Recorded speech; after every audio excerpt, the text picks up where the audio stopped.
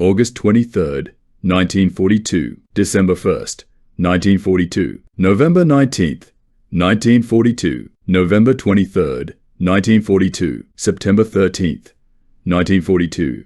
The bitter winter. Arrival in the inferno. Bombers roared overhead, dropping their deadly payloads on the city's factories and apartment blocks. Massive plumes of smoke rose into the sky, blotting out the sun and casting an eerie, orange glow over the ruins. The entire city seemed to be on fire.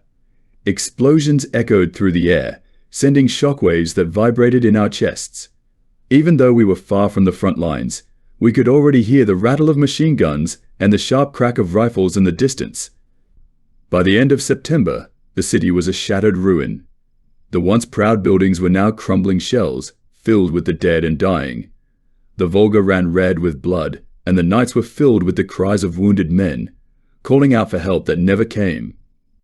The Soviets didn't fight like men, they fought like demons. They'd appear out of nowhere, launching ambushes from basements and sewers, sniping at us from the shadows. Every window, every doorway was a potential death trap. By the end of September, I had stopped keeping track of the days. We had been fighting for weeks, but it felt like an eternity. There was no end in sight. Every day was a struggle to survive, to hold on just a little longer. And every day, more of us fell, claimed by the relentless, unforgiving city that was Stalingrad. I remember feeling a mix of fear and excitement as we marched towards our designated positions. It felt like every step we took brought us closer to something immense, something that would change us forever. The commanders had assured us that we would crush the Soviets, that victory was only a matter of time. But as I looked around at the faces of the men beside me, I could see the same doubts reflected in their eyes. We arrived at Stalingrad in the searing heat of late August. The sun beat down on us as we disembarked from the train, our uniforms clinging to our sweat-soaked bodies. Dust and grime coated everything, turning the world a dull, suffocating brown. But nothing could prepare us for the city that lay ahead. One afternoon, as we were advancing through the factory yard, we came under heavy mortar fire. I remember the deafening explosions, the screams of the wounded, the sheer panic that gripped us as we scrambled for cover. I dove into a shell crater, clutching my rifle, my heart hammering in my chest. I lay there, gasping for breath, as shrapnel whistled overhead. When the barrage finally ended, I crawled out, dazed and shaken, to find half our squad gone. Just like that, they were there one moment and gone the next, reduced to nothing more than blood and dust. Food was scarce. The supply lines had been stretched thin, and the constant Soviet attacks on our convoys made it nearly impossible to get fresh rations. We ate whatever we could find, scraps of bread, canned meat, anything to keep our bodies going. Hunger gnawed at us, making every step a torment. Men began to waste away, their faces hollow, their eyes sunken. I could see the despair growing in them, a silent acceptance that we might never leave this place. It took us weeks just to secure a few blocks. The days blurred into one long nightmare. We fought for control of a single street, a single building, over and over again. One day, we'd push the Soviets back, taking what was left of an apartment building, and the next day they'd counterattack, driving us out with a brutal ferocity that left our heads spinning. We had dug in as best we could, setting up makeshift defenses in the ruins of the tractor factory. We had a few anti-tank guns, some machine guns, but it felt like trying to stop a storm with a handful of sand. The Soviets came at us in waves, their tanks leading the charge, followed by infantry. They moved with a relentless determination, like they knew that this was the moment they had been waiting for. Somehow we held them off, at least for a while. The Soviets fell back, leaving the field littered with their dead. But it was a hollow victory. We knew they would be back, and we knew we couldn't hold out forever. The commanders tried to rally us, tried to give us hope, but their words felt empty. We were surrounded, cut off from reinforcements, trapped in this frozen wasteland with no way out. The battle was a blur of noise and smoke. I remember firing until my rifle was almost too hot to hold, reloading again and again as the Soviets kept coming. Men screamed and fell all around me, their blood staining the snow. I saw a tank roll over one of our positions, crushing men and sandbags beneath its treads. I saw comrades torn apart by shrapnel, their bodies thrown into the air like rag dolls. By early December, the situation was desperate. Our ammunition was nearly gone, our food supplies exhausted.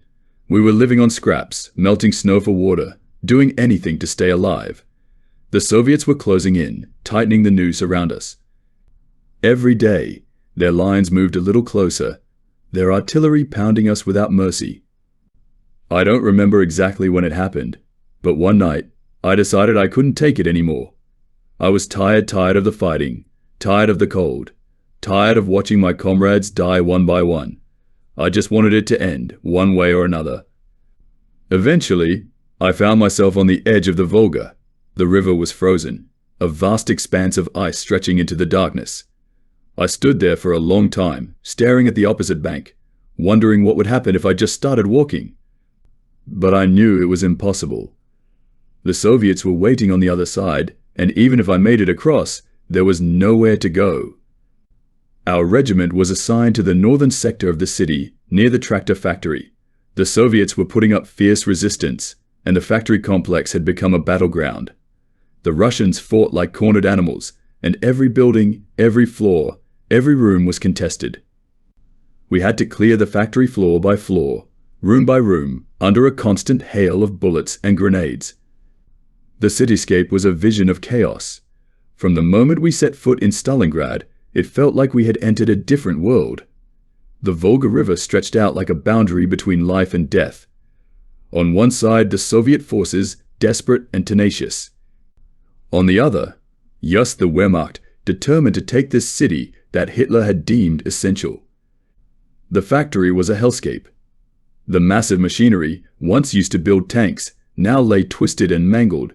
The Soviets had fortified every corner, and we were met with machine gun fire from behind piles of wreckage.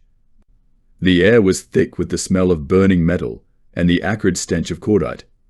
We advanced slowly, sometimes only a few meters at a time, under a relentless barrage of gunfire. I still remember the face of one Soviet soldier I shot during a skirmish in a ruined warehouse. He was just a boy, no older than 16, his face pale and gaunt. He looked terrified, but he kept firing, refusing to surrender. When I pulled the trigger, I felt a jolt of something pity, regret. I don't know what, but there was no time for that. You killed or you died. It was as simple as that. The Soviet counteroffensive began on a cold, grey morning. We heard the rumble of tanks long before we saw them, a low, ominous growl that seemed to come from everywhere at once. The ground shook as the T-34s rolled towards us, their turrets sweeping back and forth, searching for targets. The air was filled with the roar of engines, the crack of artillery, the shouts of men preparing for battle. Winter arrived with a vengeance. The cold was like a living thing, creeping into our bones, sapping our strength. We were ill prepared for the harsh Russian winter. Our summer uniforms offered little protection against the biting wind and snow.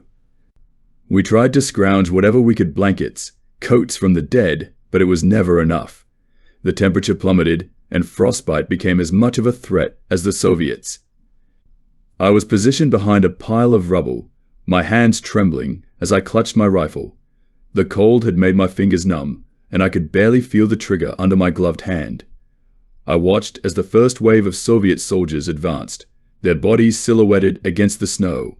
We opened fire, and the world dissolved into chaos. The days that followed were a nightmare.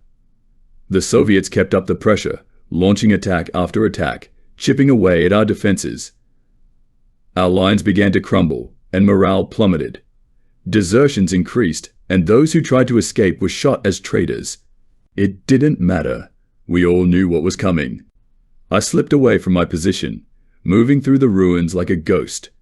The city was eerily quiet, the only sound the crunch of snow under my boots. I wandered aimlessly, not really sure where I was going, just needing to get away from the fighting, from the death that surrounded us. January 10th, 1943. Then, the Soviets came. January 17th, 1943. The war wasn't over. Not for me, not yet. But, as we were led away into captivity, I couldn't help but wonder if I would ever truly leave that city behind, if any of us would. Stalingrad had taken something from me, something I could never get back. And as I stumbled through the snow, the pain in my side a dull, throbbing ache, I knew that no matter what happened, a part of me would always be there, lost in that frozen hell, buried beneath the ruins of a city that had swallowed us all. I remember the confusion, the fear, the sheer intensity of it all. The Soviets kept coming, wave after wave, their faces grim and determined. We fought back with everything we had, but it wasn't enough. I saw men fall all around me, torn apart by gunfire and shrapnel. The ground was slick with blood, the snow trampled and stained a dark, sickly red. At one point, a Soviet soldier charged at me, bayonet fixed, his face contorted with rage. I barely had time to react, raising my rifle and firing almost blindly. He dropped at my feet, his eyes wide with shock, his hands clutching his chest as blood seeped through his fingers. I stood there, staring down at him, my hands shaking, my breath coming in ragged gasps. He couldn't have been more than 20, his face still smooth, his eyes filled with a look of disbelief. I felt a sick, hollow emptiness in my stomach, but there was no time to think, no time to feel. The fighting was relentless, unending. When the barrage finally stopped, there was a moment of eerie silence, broken only by the distant crackle of flames and the groans of the wounded. I forced myself up, peering over the edge of the wall. In the distance, I could see them Soviet tanks and infantry advancing through the smoke, their figures blurred and ghostly in the haze. We opened fire, the sharp crack of rifles and the chatter of machine guns shattering the silence. The Soviets returned fire, and the air was filled with the whine of bullets and the roar of tank cannons. The first wave of infantry hit our lines, and the fighting became desperate, chaotic. It was no longer about tactics or strategy, it was just a brutal struggle for survival. I fought like a madman, swinging my rifle like a club, desperate to keep them back. I remember the feel of the wooden stock slamming into someone's face, the sickening crunch of bone. A bayonet grazed my side, a flash of pain that barely registered in the adrenaline-fueled frenzy. I fired my last few shots, the rifle kicking against my shoulder, and then it was empty, the trigger clicking uselessly. It was over in minutes. They overwhelmed us, their sheer numbers too much to resist. I was knocked to the ground, a boot slamming into my chest, the wind driven from my lungs. I lay there, gasping, staring up at the ceiling as the sounds of battle faded, replaced by the heavy, labored breathing of the victors. I remember the silence, the oppressive weight of it pressing down on us. We could hear the Soviets outside, their voices muffled, distorted by the walls. They were getting closer, preparing for the final assault. I felt a strange sense of calm wash over me, a numb acceptance that this was the end. We were led outside, into the cold, grey dawn. The sky was overcast, a dull, leaden grey that seemed to stretch on forever. I stumbled through the snow, my breath coming in ragged gasps, my mind numb. I didn't know where they were taking us, and at that moment, I didn't care. All I knew was that Stalingrad was behind me, that I had somehow survived, though I didn't know why. I was crouched behind a section of broken wall, my rifle resting on the jagged bricks. The barrel was icy cold against my gloved hands. I stared out at the wasteland that had once been a city, now reduced to a maze of rubble and snow. The sky was a dull, leaden grey, the sun a pale ghost hidden behind thick clouds. Everything was silent, as if the world were holding its breath. The Soviets launched their final offensive on a bitterly cold morning in January. We had known it was coming. We had heard the rumble of artillery being moved into position, the relentless growl of engines as tanks were readied for the assault. The air was filled with a tension so thick you could almost taste it, like the moment before a storm breaks. It began with a thunderous barrage of artillery, the ground shaking beneath us as shells rained down. The sound was deafening, a constant roar that drowned out everything else. The building trembled, chunks of masonry falling around us as the walls were pounded by the relentless fire. I pressed myself against the floor, my heart hammering in my chest, feeling the impact of each explosion like a punch to the gut. Our position was in the shattered remnants of a building near the factory district. The walls were crumbling, the roof gone, leaving us exposed to the biting wind. We had fortified it as best we could, sandbags piled up in the windows, machine gun nests dug into the floor. But it felt like trying to hold back the tide with our bare hands. We were a ragtag group by then, a mix of exhausted soldiers from different units, all of us just trying to survive a little longer. The last stand was in the basement of a ruined factory. There were only a few of us left by then, huddled together in the darkness, our breaths visible in the freezing air. The walls were blackened by smoke, the floor littered with debris. We had almost no ammunition left, our rifles useless, reduced to little more than clubs. We knew it was over, but none of us wanted to say it out loud. The days that followed were a blur of exhaustion and terror. We were pushed back, block by block, until there was nowhere left to go. The Soviets were everywhere, their tanks rumbling through the ruins, their infantry pouring through the shattered buildings like ants. We were trapped, surrounded, with no hope of escape. The final attack came just before dawn. The Soviets stormed the building, their shouts echoing through the corridors as they closed in on our position. We opened fire, the last few bullets rattling off as they charged. It was chaos, pure and simple. The Soviets poured into the room, their rifles blazing, and the air was filled with the deafening roar of gunfire. We made a makeshift barricade out of furniture and rubble, setting up our last few machine guns behind it. The men beside me were gaunt, hollow-eyed, their faces drawn and pale. We had all lost weight in those last few weeks, our bodies wasting away from hunger and exhaustion. I could see the fear in their eyes, but also a grim determination. We would fight to the end, if only because we had nothing left to lose. They dragged me to my feet, my hands tied behind my back. I looked around the room, at the bodies of my comrades sprawled across the floor. The Soviets were talking, shouting orders, but their words were a blur. All I could think about was the faces of the men I had fought beside, the ones who had died for nothing in this frozen, hellish city. As we were marched away from the ruins, I looked back one last time at the city we had fought so hard to take. It was a smoking ruin, a wasteland of shattered buildings and scorched earth. The Soviets had won, and we had lost, and now all that was left was the silence, the emptiness, the bitter, hollow knowledge that we had given everything, and it hadn't been enough.